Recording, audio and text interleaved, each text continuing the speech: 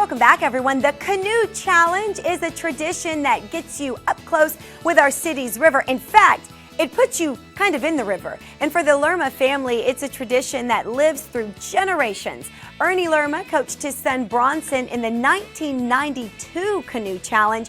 And 20 years later, Bronson brought his son Blake to participate in the 2012 challenge. And now it's your chance to have some fun out on the river. Here's Denise with all of the details. Chances are you've made it down here to the Riverwalk, but I guarantee you, you haven't seen the river from this view.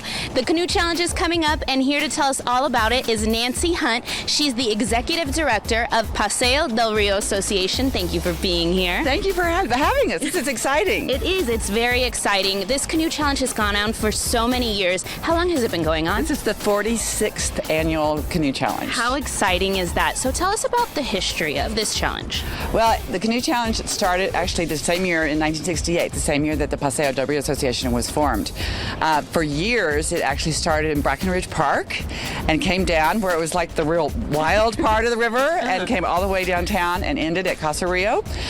Since then, we've changed it a little bit. Now it starts at the Chamber of Commerce, and we start with the Scouts at 7 o'clock in the morning, and the Scouts go through what we call the man-made extension. They're towards the Convention Center, then they do the Convention Center Lagoon, come back, do the River Center Mall Lagoon, and then come back to the Chamber of Commerce. So the Scouts do it at 7 o'clock, and then at 9 we have corporate teams. We have several great corporate teams. It's a wonderful way to do team building, and they get really competitive. It's kind of like, oh, who's going to try to knock the other buddy over? So yeah, and the general public can participate then too, and then we have our celebrity race after that. So it kind of goes on all morning. How exciting. I know the troops have the most difficult leg, but you make it a little easier for the celebrities and the public. We do. They don't have quite as long. The Scouts go about a mile, and the celebrities and the corporate, they skip the Convention Center Lagoon, so we want them to still enjoy themselves and not fall into the river.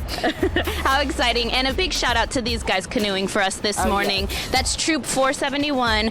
They have their scout leader with them, Ernie Lerma, a committee member, James Etter, and their guys are rowing along, Nick, Wesley, and David. So we really appreciate them doing this for us. Okay, so what is the point of having this challenge? What does it tell the public about our great river? The primary reason is that it gives the Scouts something towards their canoeing badge. So it teaches them teamwork, it teaches them lots of things about water safety and things like that. So that's really the primary reason we do it. And we don't just have Boy Scouts, we have Girl Scouts too. So it's very important for them just to learn the teamwork aspect.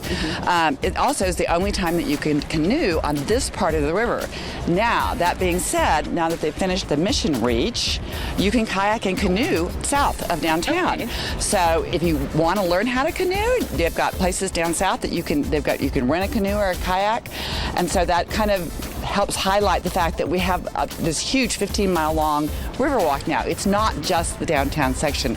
We're up here on the beautiful upper urban reach, and then down towards the Mission Reach, you actually can canoe anytime you want.